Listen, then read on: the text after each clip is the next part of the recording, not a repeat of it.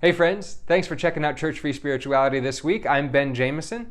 So last week we talked about New Year's resolutions and how anytime we attempt to make a change, it's going to bring up all of the things that we believe and feel around that change that kept us from making it in the past. So if we want to exercise more, that's a physical level change, all of the thoughts that we have around exercising that prevented us from doing it are going to come up. All of the feelings that we have related to body image, to exercise in general, to being in public, whatever it might be, all of those feelings are going to come up. And we said how we can find those and then forgive them to be able to move through it and continue on with establishing that new habit pattern. So I want to talk about forgiveness this week because when I was first starting out learning about spirituality and crafting my own practice, everybody talked about how important forgiveness was and how you had to forgive, but nobody really taught how to do it. Nobody set the context. So I want to do that today. I want to give some new understandings of what forgiveness work is and how to do it so that when you find something that you need to forgive, you have a tool set, a way to think about it, a way to look at it, and some action steps that you can take to actually start doing forgiveness work in a joyful and easy way. So here's the thing. Forgiveness is always done with, for, and by yourself. You don't have to have anybody else involved. You don't have to go up to the person who was the bully to you in elementary school and say, I forgive you for being mean to me back when I was 7. You don't have to do that at all. Forgiveness happens within yourself because that's where the judgments are. And we often think we have to forgive people. And forgiving people might be a good step along the way, but it's not a completion of forgiveness. What we're wanting to forgive is judgments themselves. So, math is a great example. If you loved math, if you were really great at math, you are a blessing to the world, and I am so grateful for you.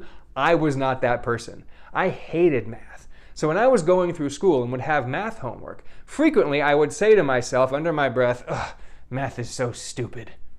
So if I were to apply the typical understanding of forgiveness to that statement, I would have to forgive math for being stupid.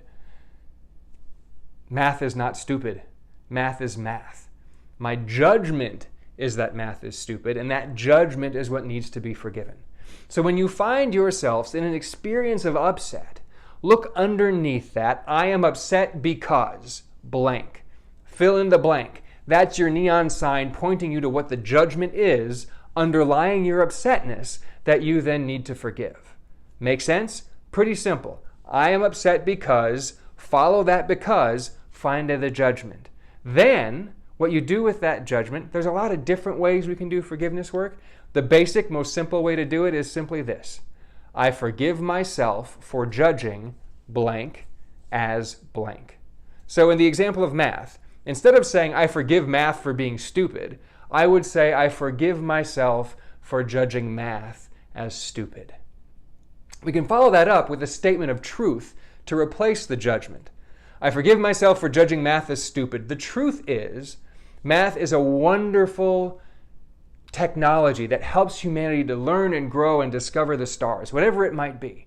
Now, this idea of stupid, let's put that back on ourselves, right? Because we do that all the time anyway. How many times have you thought, oh, that was so stupid. Oh, why did you do that? You're so dumb. I forgive myself for judging myself as stupid.